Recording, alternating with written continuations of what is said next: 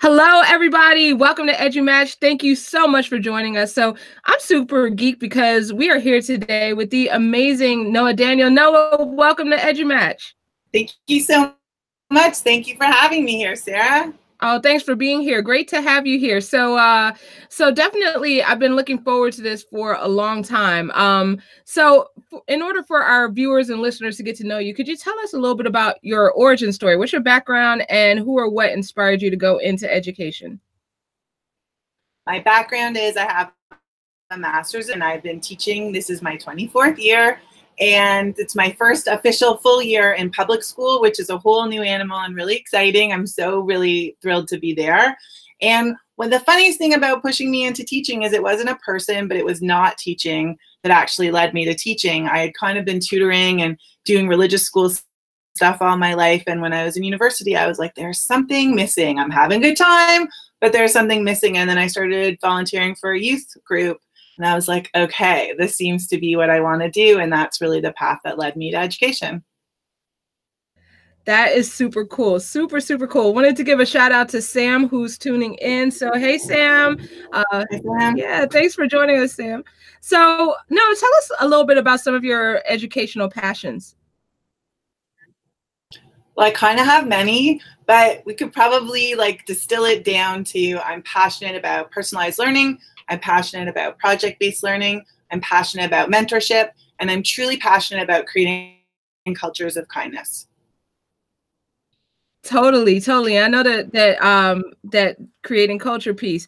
We were chatting about that beforehand, and I think that is awesome what you all are doing. So, could you tell us a little more about the On Ed chat that we were talking about? Sure. Before? So how I came to radio and podcasting in the first place is I'm on Voice Ed Radio, and that's where my podcast is. But I came there as a panelist on a weekly mentor show. And it started out predominantly for Ontario educators. And then as more people came on the panel, this really became something that was for all of us. And even though the intention was to support pre-service teachers by asking us questions and us mentoring them, we were kind of mentoring each other. And it evolved over that first year to a space where we were like, we can do more than just this weekly radio show. And we wanted to cultivate a community. So I had the privilege of saying to the team that I was not just on, but kind of co-producing the show at this point and kind of hosting whenever our host, Derek, couldn't be there. So I went to my friend Lee Castle, who created the Digital Human Library, and we started to develop the space called On Ed Mentors Connect. And it's growing, and it's in its second phase of collaborative inquiry. And we're trying to figure out how to create an organic space that is, personalized one-to-one mentorship experiences that are self-directed and not just for pre-service teachers, but for any teacher who wants to connect and learn from each other. Oh, that is so cool. That power of community, learning and growing together. That's super exciting. I'm trying to learn everything from you. Oh, see, model it's mutual. Of how to build communities. So oh my goodness, it is mutual, definitely. So super excited because I'm soaking up so much from you as well. And Sam, I think, was on your show yesterday. Was that what it was? Sorry, I didn't hear that question. Oh, I'm sorry. So Sam, who's tuning in right now, she was recently on your show, right?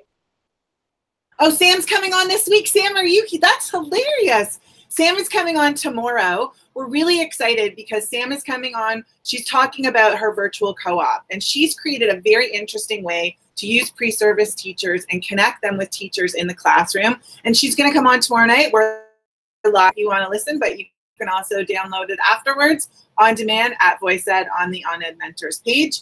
And she's going to share a different approach to mentorship. She and I talked, we connected, and we were in a hangout, and she actually came to me to talk about coming on the Personal Playlist podcast. But as soon as she started talking about bringing people on, I'm like, okay, so the whole personal thing, it's really personal. So it's got to be one-to-one, because that's my goal in life, is to go one-to-one as much as possible. So then we started talking about On Ed Mentors, and I'm so excited. Sam, it's great that you're watching, and I'm really thrilled about tomorrow night's show. Oh, that is awesome. I love it when two amazing people connect. So definitely looking forward to checking that out. So great. So tell us a little bit about what your biggest win has been regarding your own connection with other educators. So it can't be the show because it's kind of the show right now. everything like little and big is a win to me, because relationships, and we all know it's about relationships, you never know when something's going to come up. So, you know, you have a conversation with somebody on a Twitter chat, and someday they're going to become your friend or your mentor or somebody whose book you read, and you're like, I feel like I know this person. Like when I read book, the Pepper Effect, I could hear his voice through what I was reading, and I was learning, and I was cheering him on, and I wanted to do everything that he was doing. But there's a more intimate experience when you build a professional learning network that's also personal. So social media platforms, but you rely on multiple platforms to really deeply connect. And those are all wins to me. Like every time, I don't know, somebody knows who I am, that I've had a conversation and I'm like, hi, me? I'm like, that's a win, because it means that I'm part of something. I started out really trepidatious about Twitter and social media. Have I grown from having a PLN, but I've created and like, I'm part of the Eduverse as opposed to like the Edu class. And it's a really neat and different experience. I love that. The Eduverse versus the Edu class. That is dopeness. I might have to borrow that from you at some point. It's yours. Yeah. Oh man, that is awesome. All right. So you touched upon your show, the Personal Playlist Podcast. That was probably my favorite interview to do ever in life. So oh my God, like that's unbelievable to me. I love it, because I mean that music connection, that was so amazing. So could you tell us about the show? Tell us like the history behind it, and Sure. Also if you could reiterate for everyone how to find it too. Sure. So the Personal Playlist Podcast, P3 for fun, because that's what I do. I name things. It's a show where educators, just like you, amazing educators, and sometimes just educators that I go, that's interesting. They come on my nostalgic identity, and one that lifts you up, picks you up, inspires, or motivates. And through those 3 songs, we kind of unpack your story. And it's really that's what Building Outside the Blocks is all about. It's creating opportunities to invite people into an experience. And it came from my classroom. And the craziest thing was, so I was on Ed Mentors, and the visionary behind Voice Ed Radio, this 20 for people to, you know, expand the conversation on education and really ruminate and allow ideas into the community and back from the community. It's this beautiful space that Stephen Hurley created, invited me into. And for 6 months, he's like, hey, Noah, I think you have a podcast in you.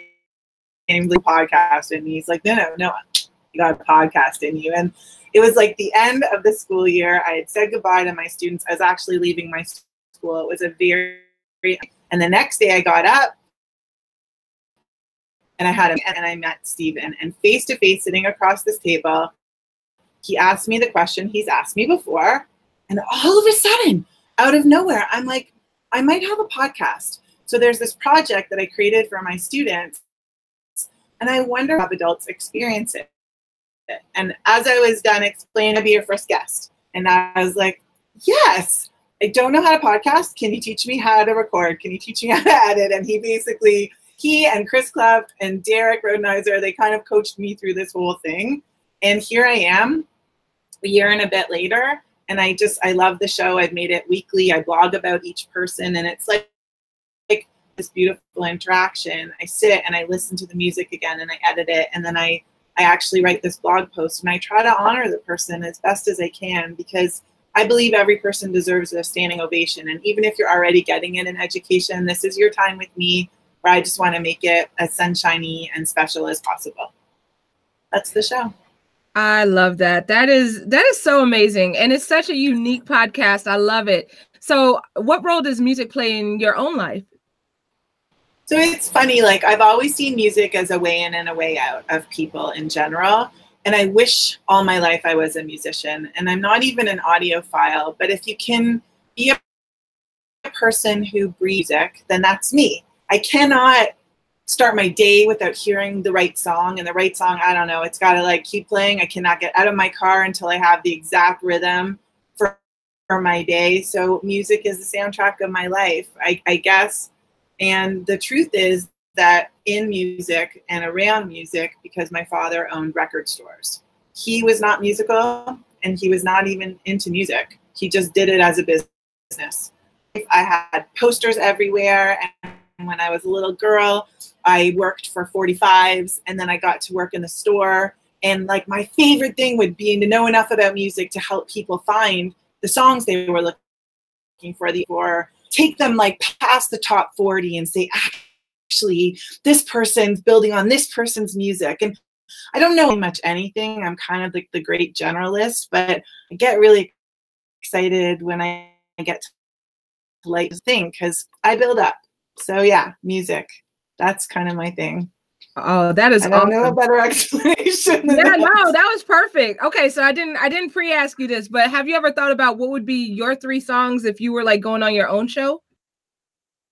So it's funny that you should say that. For my anniversary episode, said, no, I don't want you to prepare at all. The thing I want are your 3 songs.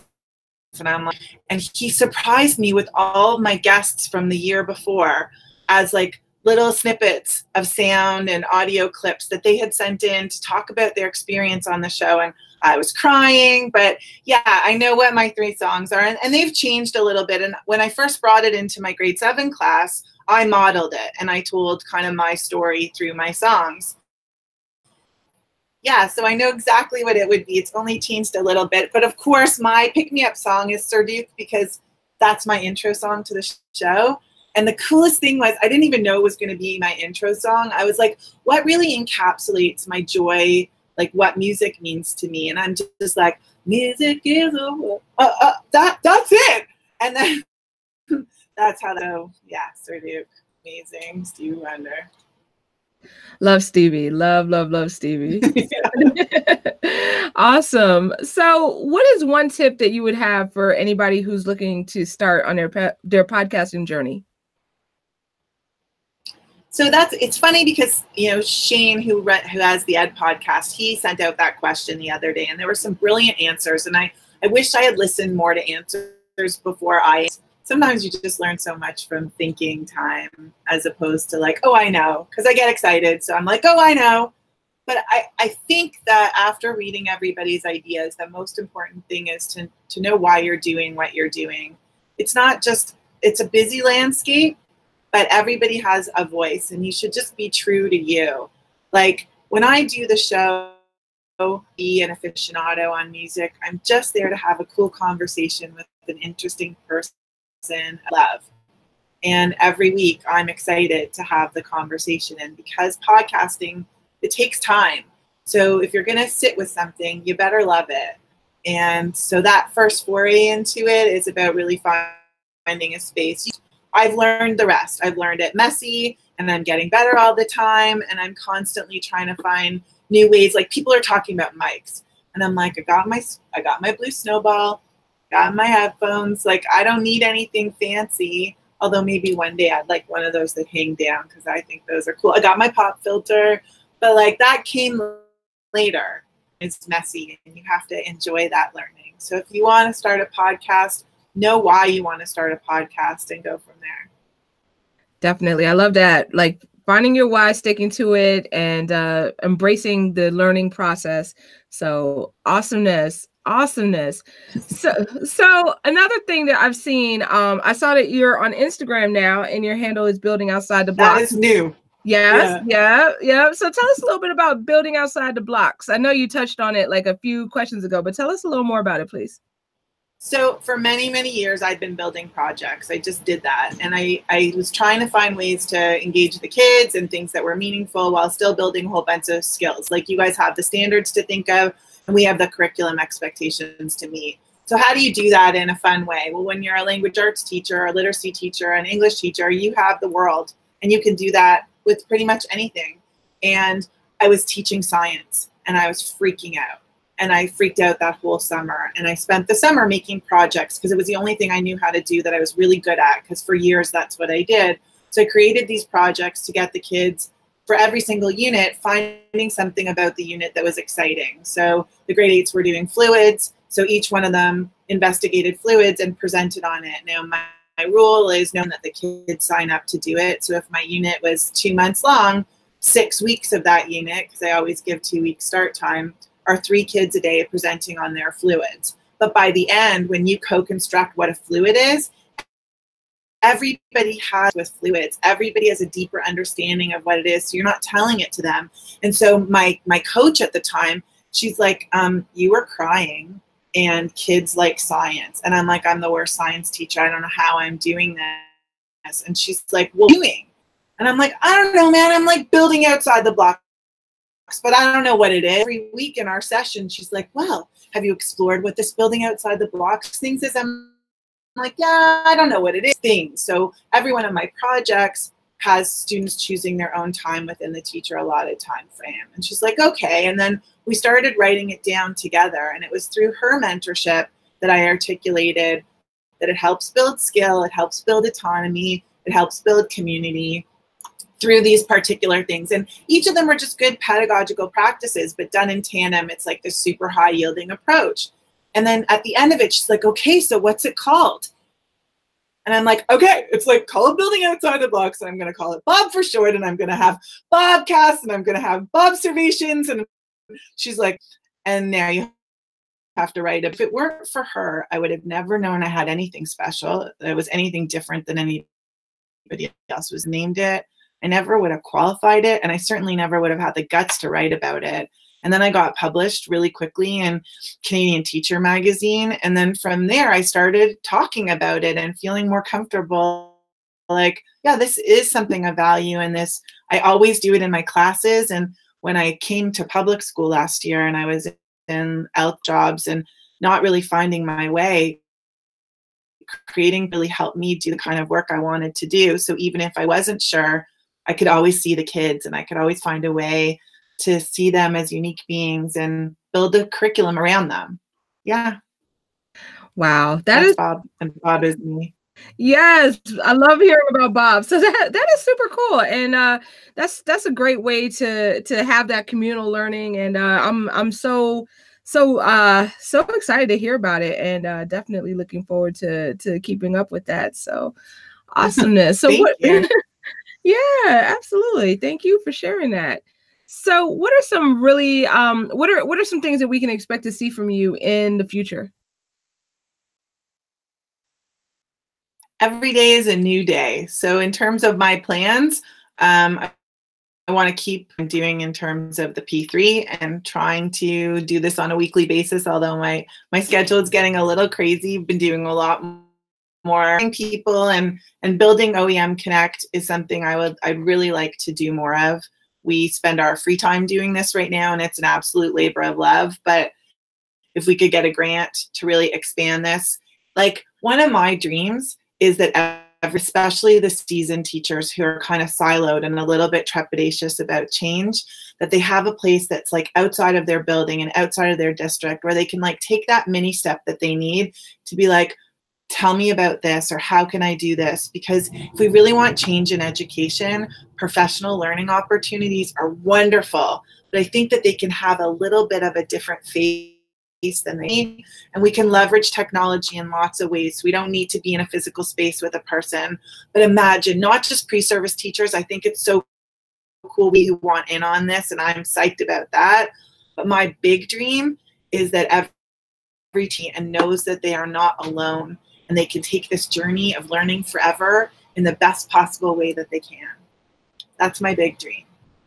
Oh, I'm so here for that dream. I love that. I love that. I love what you were saying before also about like going one-on-one with folks. And I feel like technology is definitely a way to leverage that. So absolutely. I hear you. Yeah, it's so funny. Awesome. Like when you systematize things, right? People are like, well, the only way to level up and scale up is way. And there's that block again, right? Like we have blocks of time and we have blocks of parameters, and just, you got to build outside of them. It's good to know what they are. Not saying that you have to go against everything that's institutional, but you take the institution, you're like, okay, that's cool, I can roll with that. And then you build beyond it. Because yeah, my students are meeting the curriculum needs, and yeah, we're trying to meet the needs of teachers, but there's something special happening and magical that can only happen if you allow these organic experiences to transpire. Absolutely. Yeah. It's all about seizing the day, right? Carpe diem, Carpe diem for sure. And every day, like when you're doing what you really love, and I think I want to kind of forever be in the classroom and doing things on the side because but it's just not everything that I want to do. I need to do a little bit more, but all of that more feeds my teaching. And then that more. So right now I have a wonderful balance and I'm kind of praying it stays that way for a while. Yeah, I hear you. It's like a reciprocal thing, you take a little bit It from is. here and there, and yeah, absolutely. So that is awesome. So Noa, how can people learn more about you or get in touch with you online? You can find me. Well, now my Instagram, my 14-year-old is trying to make me more fluent in Instagram. So at Building Out, everything I do is Bobified. So Noa at Building Outside the Box is my email, and you can find as Bob's because Building Outside the Box was too long when I was making a Twitter handle. And yeah, write me, ask me questions. If you go on my website, www.buildingoutsideTheBox.com, you can see all my projects and the work that my students do, and you can see my podcasts and listen to them, and you can now download them, which is very exciting and new. And you can go to my Bob blog. I not only blog about the people that come on, I blog about my projects, and I blog about things I'm thinking about in education. All right, that is awesome. So definitely everybody check her out. If you're not already connected with Noa, then you need to get connected with Noa because she is amazing and just a fantastic educator. So Noa, thank you so much for coming on EduMatch today. It was really, really a pleasure to chat with you. Thank you, Sarah. I'm here. Love EduMatch. Oh, thank you. And we love you back. We love you back. So before we go, I just wanted to give a quick shout out to Mary Alice Curran and Curran D for their release today of Digit Kids, which is live on Amazon. They are living their best life at TCEA. So shout out to them and all of the contributors. Just an amazing global project about digital citizenship and having students kind of lead the way with that. So very cool, very cool. Also on Sunday, we are going to be doing Tweet Talk with Irene Ball and her EdTech 660 class, I believe. So it's also a tweet and talk, so people can sign up for panels. So if anyone wants to talk about innovation and education, then check out podcast with an s.edumatch.org/sign up to be on panel, and podcast with an s dot edumatch.org/tweet talk to watch at 6 p.m. Eastern Sunday. So everyone have a wonderful rest of your week and see you Sunday.